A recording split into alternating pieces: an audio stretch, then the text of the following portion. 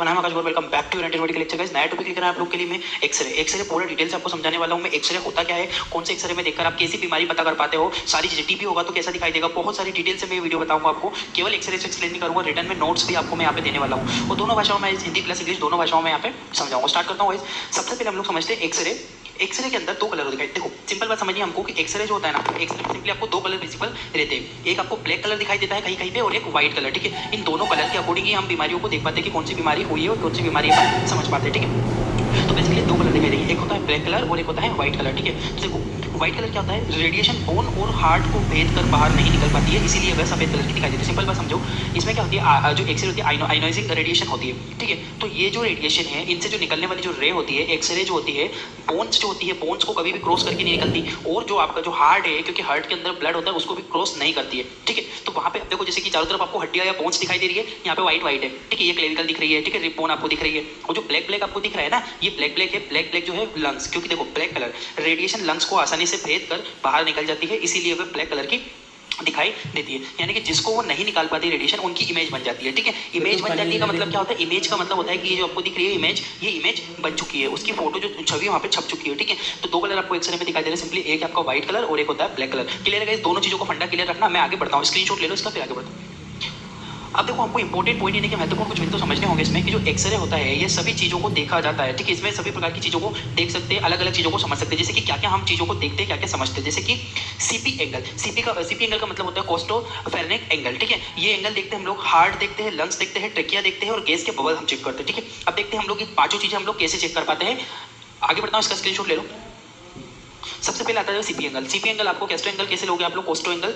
Costo angle लेने के लिए आपको lower sharp part of lungs is called CP angle. CP angle किसको बोल रहा है, ये सीपी एंगल किसको बोलता है, ये जो आपको यहाँ पे ये वाले भाग दिख रहे हैं शार्प पार्ट, ये नीचे वाले जो शार्प भाग दिख रहे हैं, इसको हम लोग कहते हैं सीपी एंगल। ठीक है, यानी कि नीचे वाले भागों का अध्ययन करना सीपी एंगल कहलाता है। ठीक है, इसमें नेक्स्ट चीज पढ़िए, it should be normal but it is disturbed in pleural effusion. एक बीमारी, एक प्रॉब्लम होती है जिसमें हम लोग प्लूरल इफ्यूजन कहते हैं। ये क्या होता है जरा, ये सामान्यतः जो नॉर्मली होता है, सामान्यतः अवस्था में प्लूरल इफ्यूजन होने पर व्हाइट कलर हो जाता है। अब समझो प्लूरल इफ्यूजन क्या होता है वो समझो। प्लूरल इफ्यूजन का मतलब होता है फेफड़ों के नीचे वाले हिस्सों में पानी का भर जाना, यानी कि ये वाले हिस्से हैं यहाँ पे पानी भरने लगेगा। ठीक है, इसे हम लोग प्लूरल इफ्यूजन कहते हैं। जैसे कि आप देखो यहाँ पे ये नॉर्मल व्यक्ति का चेस्ट एक्सरे है, इसमें जो मैंने आपको सीपी एंगल बताया है ना ये वाला, अब इसमें आप लोग बिल्कुल शार्प है, तीखा हिस्सा है, नॉर्मल है।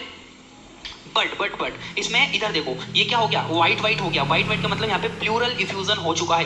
प्लूरल इफ्यूजन का मतलब है नीचे वाले लंग्स में पानी। अब जब पानी भरेगा तो वो जो रेडिएशन क्रॉस नहीं कर पाएगी, व्हाइट कलर का भाग पूरा कवर दिखाई दे रहा है। इसका आधा लंग्स इधर का और आधा इधर का पूरा कंप्लीटली डैमेज हो चुका है। वहां पे पानी की फॉर्मेशन, वाटर फॉर्मेशन भर चुकी है। ये चीज आप लोग ध्यान रखना। आएगा समझ में कि प्लूरल इफ्यूजन क्या होता है, फिर से रिपीट करता हूं। लोअर शार्प पार्ट होता है, उसको सीपी एंगल कहते हैं। जैसे डायग्राम में आप देख पा रहे हो ये सीपी एंगल होता है। It should be normal but it is disturbed in pleural effusion. Pleural effusion होता है तभी डिस्टर्ब हो जाता है। ठीक है, और जब प्लूरल इफ्यूजन होता है तो ये व्हाइट कलर का बन जाता है, जैसे कि आप लोग डायग्राम में यहाँ पे, तो ये नॉर्मल है और ये इफेक्टेड है, प्लूरल इफ्यूजन हो चुका है इसमें। ठीक है, इसका स्क्रीनशॉट लो पुराने का, फिर मैं आगे बढ़ूंगा।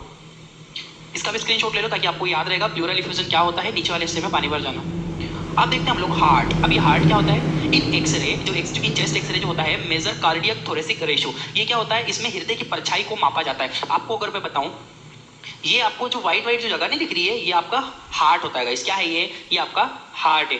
ठीक है, ये आपका हार्ट होता है। तो इस हार्ट का जो ये जो डायमीटर दिया हुआ ना, जो डायमेंशन इसका दिया हुआ है, ये जो डायमेंशन है ना, इस डायमेंशन की को हम लोग माप लेते हैं, इसको नापा जाता है। ये हमारा हार्ट वाला पार्ट है। ठीक है, अब इस हार्ट वाले पार्ट को हमको नाप के देखना है, इसकी साइज कितनी है, जिसे क्या बोलते हैं हम लोग, जिसे हम लोग सिंपली कहते हैं कार्डियक 1 मिनट, जिसको हम लोग क्या बोलते हैं, उसको सिंपली हम लोग बोलते हैं कार्डियक थोरेसिक रेशियो। ठीक है, तो ये कार्डियक थोरेसिक रेशियो होता है। कार्डियक जो थोरेसिक रेशियो होता है, ये कार्डियक थोरेसिक रेशियो कितना होना चाहिए, लगभग 50%।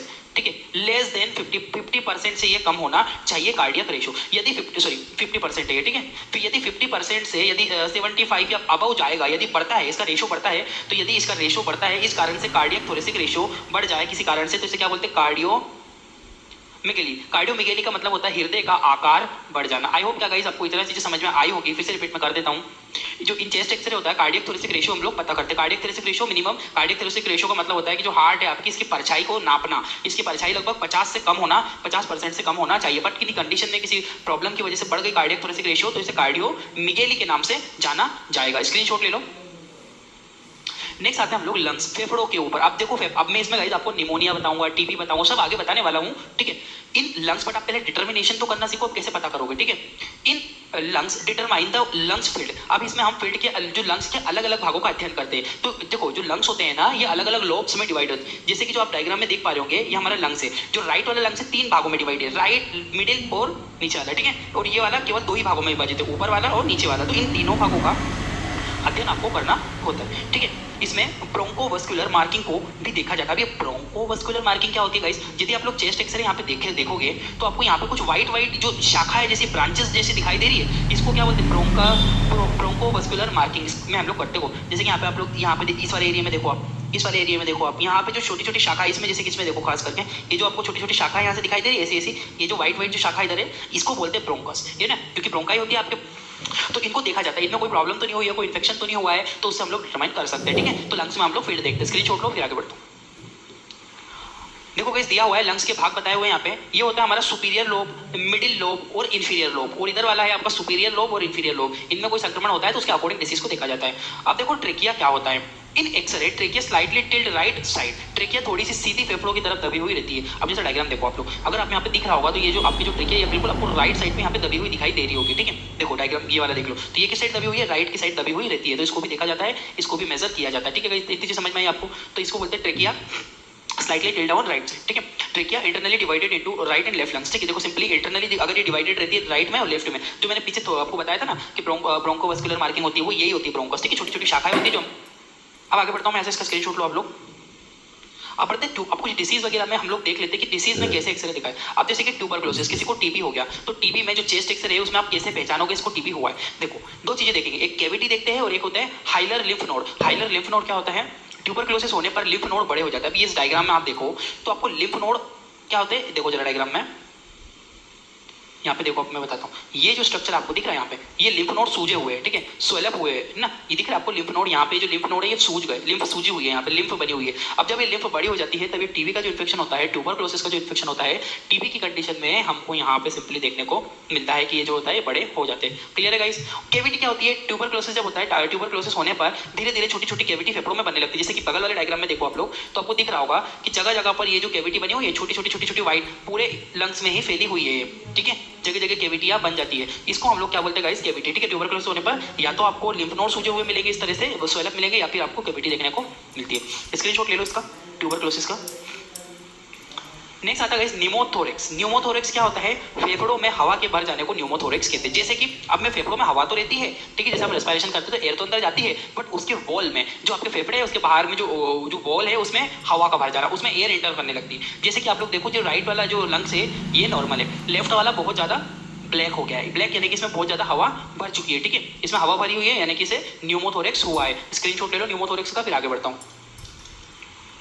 नेक्स्ट आता है हमारा निमोनिया। अब निमोनिया में आप कैसे पहचानोगे निमोनिया हुआ है? देखो गाइस निमोनिया क्या होता है? टिश्यू इन्फ्लामेशन होता है, ठीक है। जो लंग्स का जो टिश्यू है उसमें इन्फ्लामेशन होने लगता है, वो टिश्यू में। तो आप देखो यहाँ पे सिंपली कि जो लोअर वाला लंग्स है ये लेबर निमोनिया का है ना। लेबर निमोनिया मतलब डाउन वाला जो निमोनिया है यहाँ पे, इसका पूरा एरिया कवर हो चुका है, ठीक है। ये आप लोग यहाँ पे देख सकते हो, इसको हम लोग बोलते हैं लेबर निमोनिया। तो निमोनिया का कुछ इस तरह से एक्सरे आप इसको पहचान सकते हो।